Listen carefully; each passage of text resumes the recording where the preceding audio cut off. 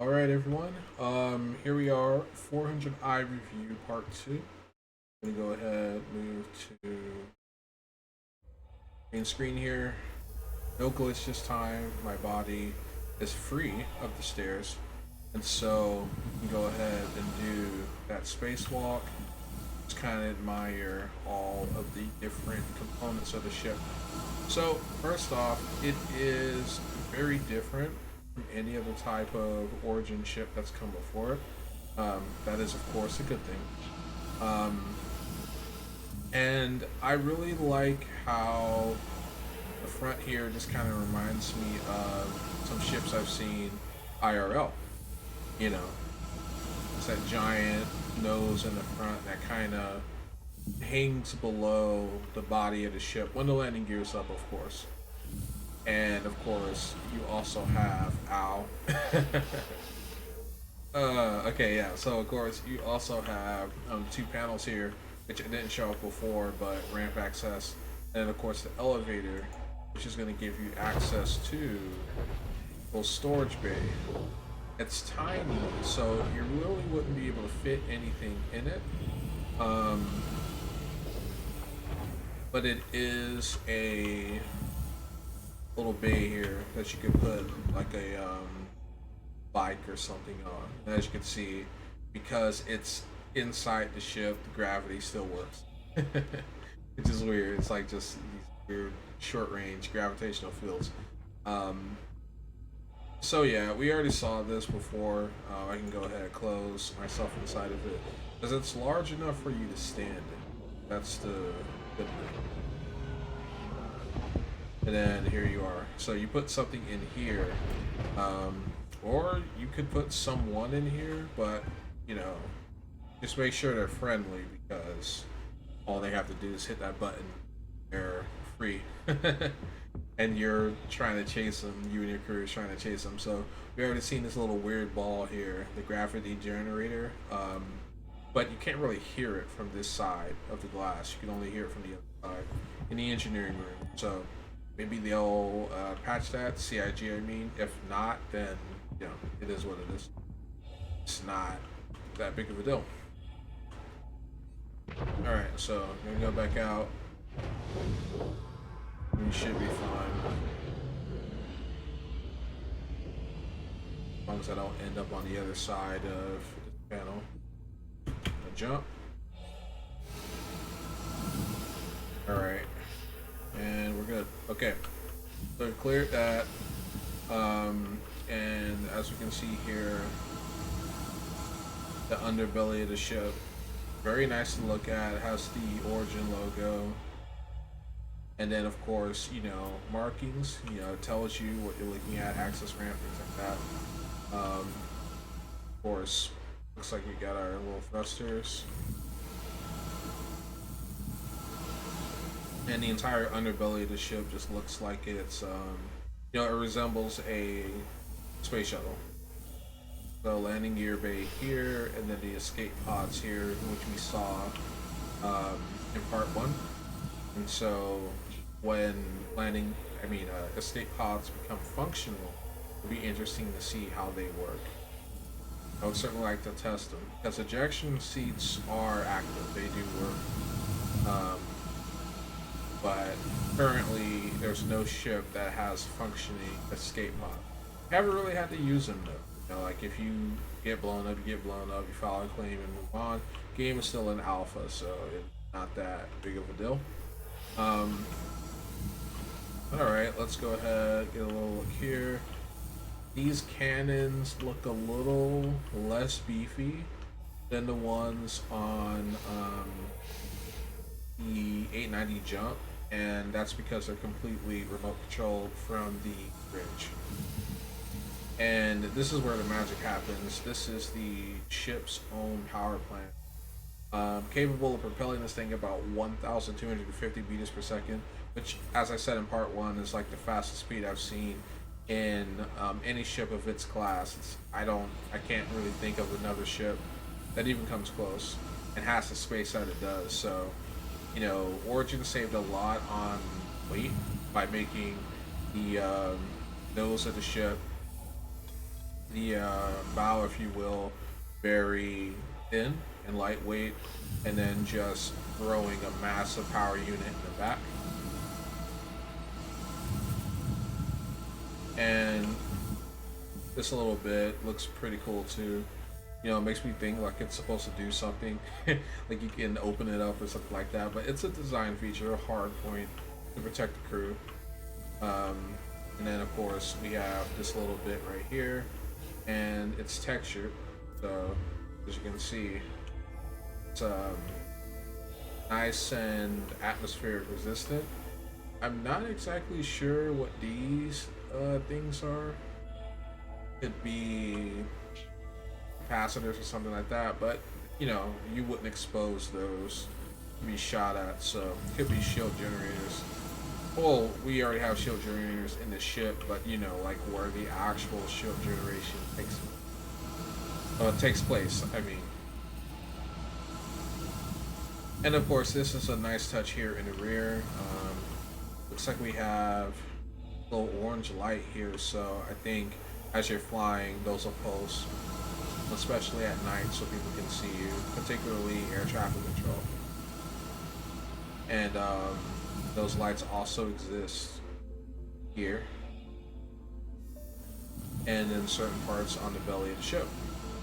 But yeah, that is the ship as a whole. And the safest way to get into the ship is probably going to be through the cargo bay. So,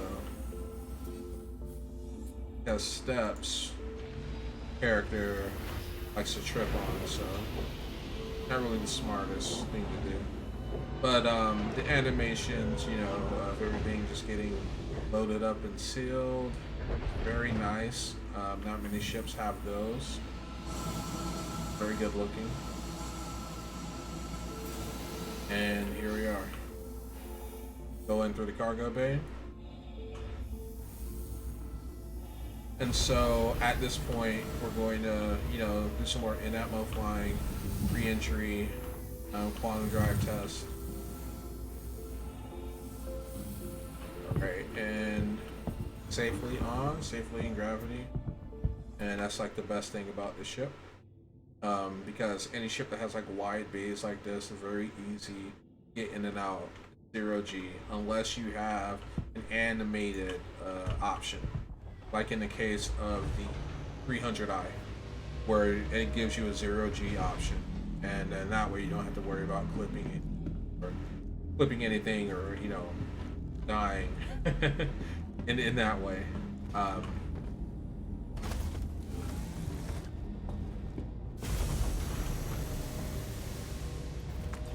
But yeah, it's you know, I wonder how much it'll be for the money, but it's a nice starter exploration ship, I think. And what I mean by starter is just considering the size and considering the features. You know, it's a nice compact ship for a small crew.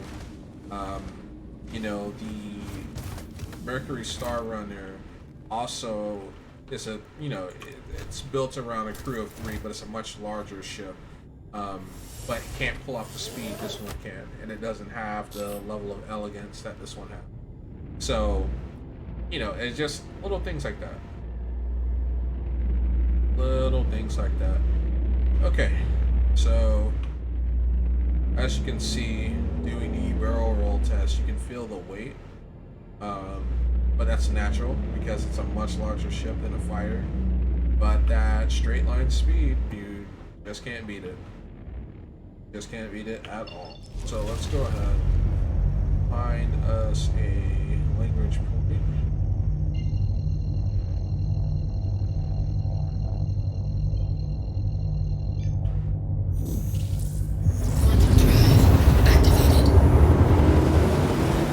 Quantum drive deactivated. Okay, I mean with the server lag, it's really hard to tell like what the true performance is. But we are on this planet,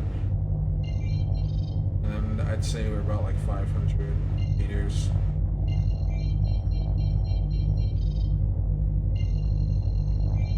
Or 500 kilometers, not 500 meters. Okay, so ship just is not wanting. Yeah, it's hard with the server lag.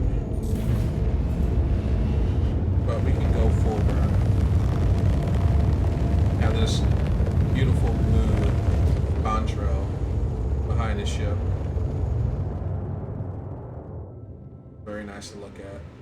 As you can see, we pretty much hit top speed. 1,249 meters per second.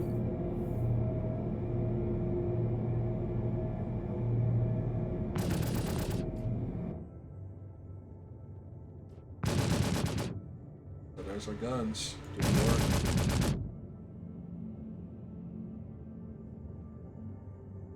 Yeah, not many outposts on this planet, which would make sense considering the habitability issues.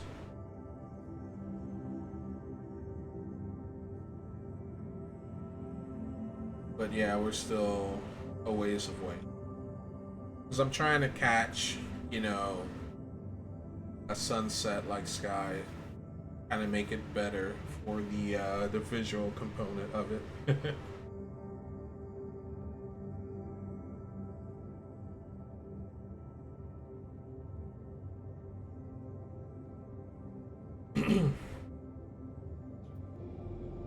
So yeah, as you can see, the language point dumped us pretty far away from the planet.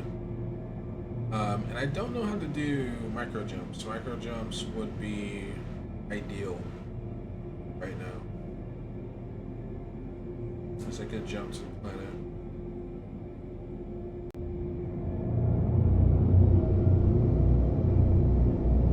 We're clocking 1.9 Gs. Yeah, so that's on the other side of the planet. So that's that one. And we're getting closer to the planet all the time. So as you can see, like we're going just a little over a kilometer a second, as you can see right here. But pretty soon we'll be close enough to actually just go in ammo by itself.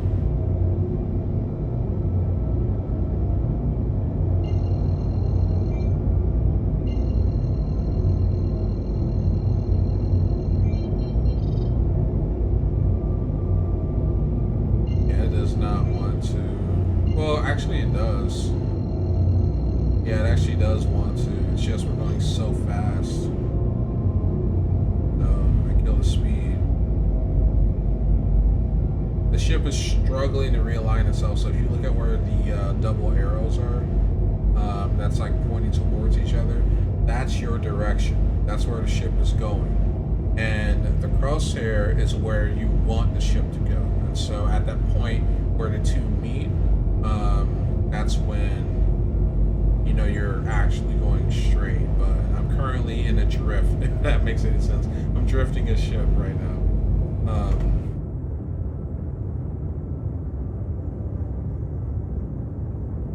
But we're mostly just burning, trying to slow down that straight line speed. And it does take a while to slow down. This is not a ship that you're going to be able to stop on a dime.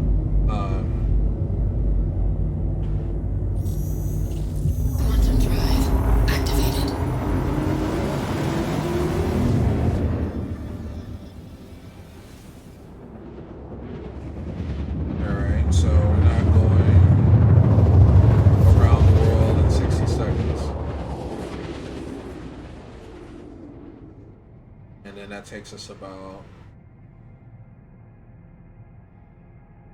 17 kilometers. Quantum drive deactivated. Alright, we can go full burn. And there we are.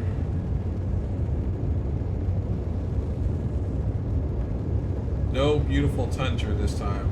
Even though that might be it back there, actually, now that I think about it.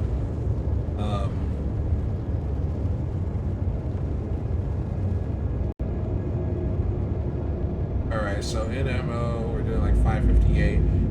That should slow down some more as we get closer. And then go ahead and try to bank. We're going to burn a lot of speed doing that.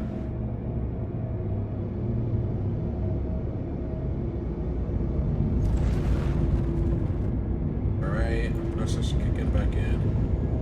And we're still going, you know, over the maneuverability limit. So point at what the ship is most maneuverable, it's going to be about right here.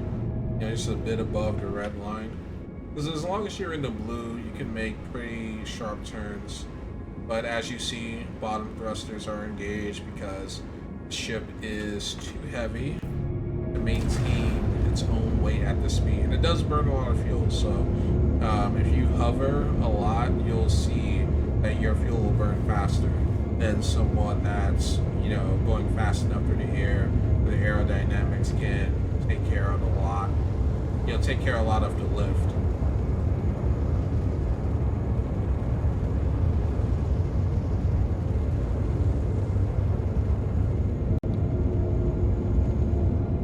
Starting to get more to show up, so we can do another dip. You know, so just imagine you and two of your buddies is taking in this beautiful scenery. Because everyone on the bridge gets an opportunity to see this.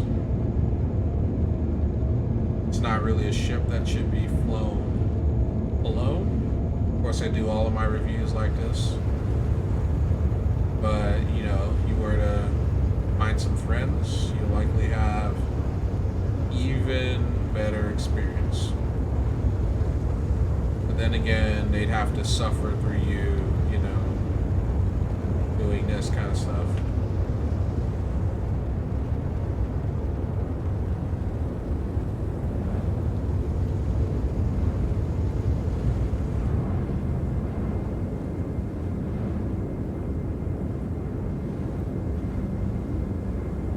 So either that's rock or that's tundra.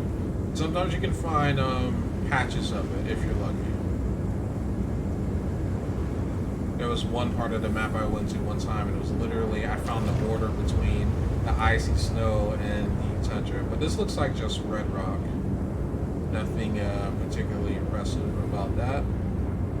But I could be wrong. Let me get a little closer.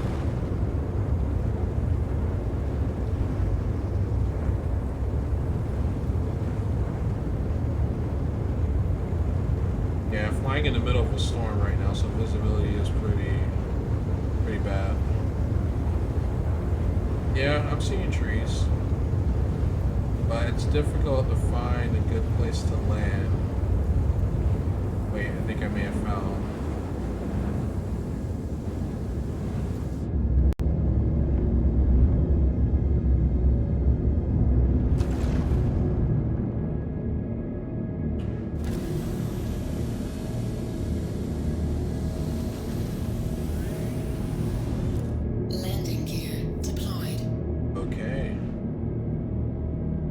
Yeah, we're in the middle of a storm right now. For sure. Alright, coming in.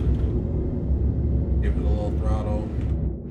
That way we don't screw up our landing gear on landing. Because I've done it before, not fun. Okay, we're down.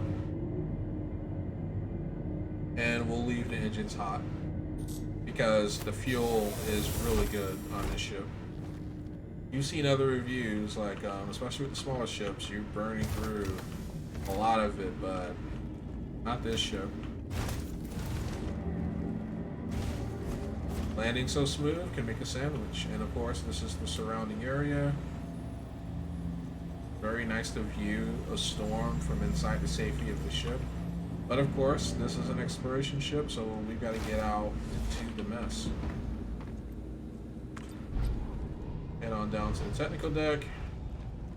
Go through here. You and your buddies are behind you. And then you go ahead. Hit your weapons locker. Hit up. Armor. Hit up. And then when you guys are ready, close up.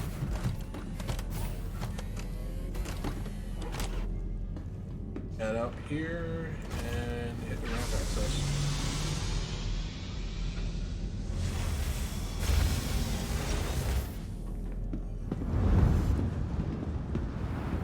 And my character like stumbles, you know, as soon as he gets out of the ship, but you know that's why, because There's literally massive storm coming through. 31 degrees below freezing. So it's just impressive how these plants are able to survive such frigid temperatures. And it'd be, interesting to see fauna eventually. That's like one thing this game is missing, like the life outside of the hubs.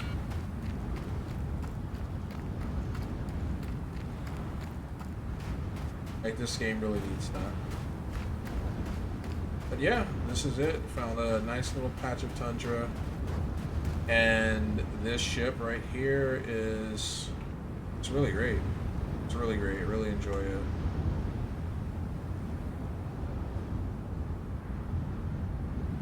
Definitely would have to be another one that I add to the collection.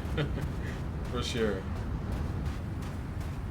But yeah, I think I've done everything I've wanted to do with this ship. At this point, again, Star Citizen right now is free. But, should this be the first ship that you own? No, you need to learn the fundamentals of flying first, so I'd recommend a cheaper ship. I don't know how much this is going in a pledge store, but I imagine it's, a couple $100.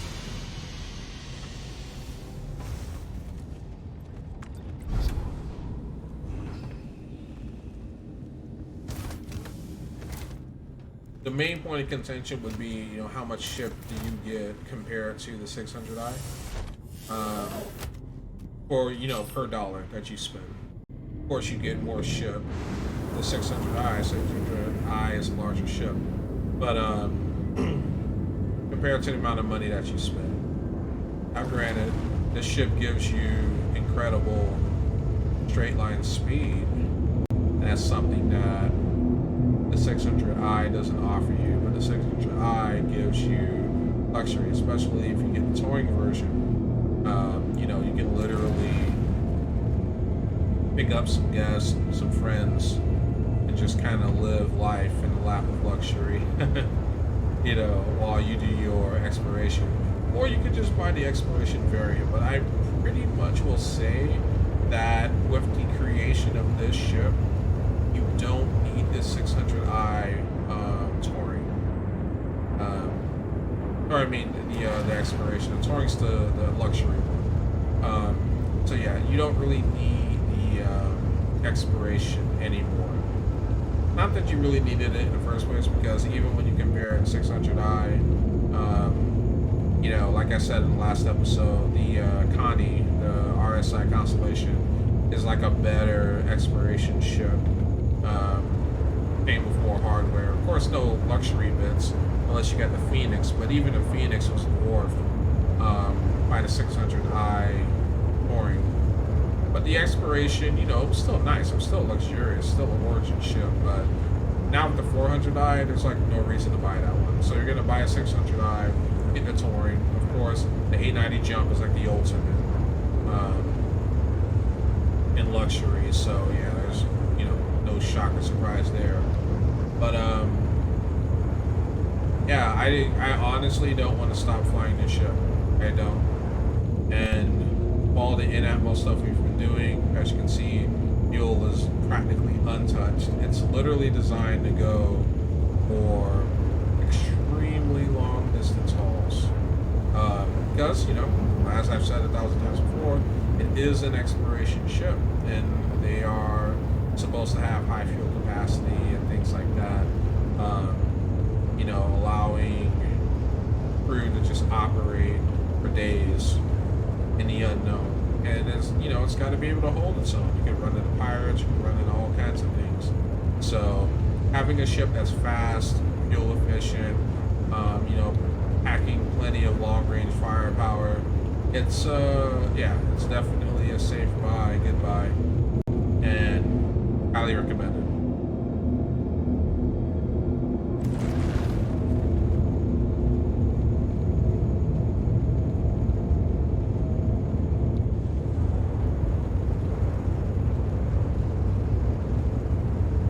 And it handles so well in a straight line.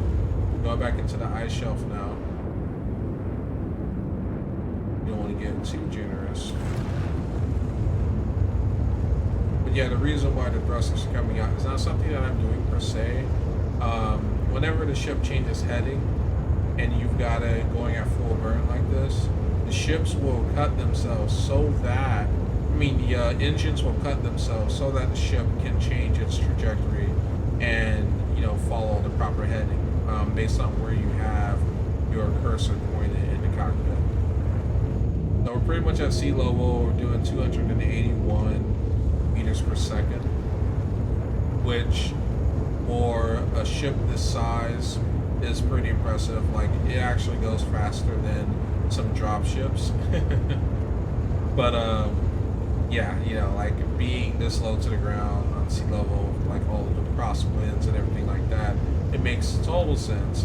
When you get higher up in the atmosphere, then you're seeing, that insane amount of straight line speed. The neat thing is, like, you can really just stop on the dime if you need to. And another added benefit, this ship would blend in pretty well.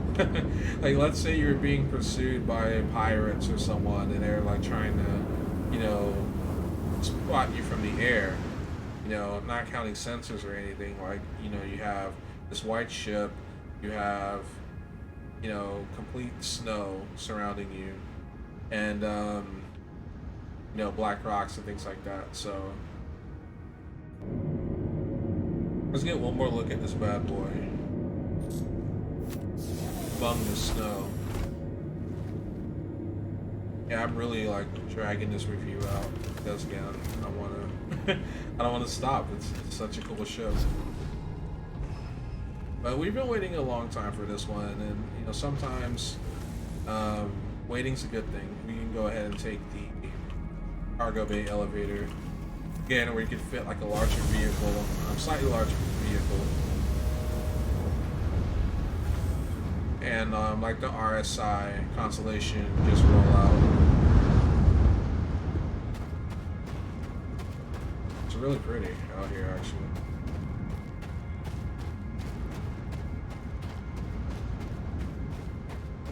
Yeah, I don't spend enough time in like the more temperate parts of Microtech, even though I don't think you can call 22 degrees below freezing temperate. But yeah, it's just really nice. Nice, breathtaking, and there's the ship in all of its glory.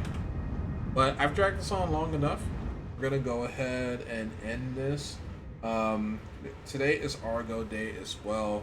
Don't know if I'm going to do that because I don't think there's anything new right now with the Argo crew, but we'll see. I'll check that floor out and have some hopefully some more content for you guys later. But as always, take care. Thanks for watching.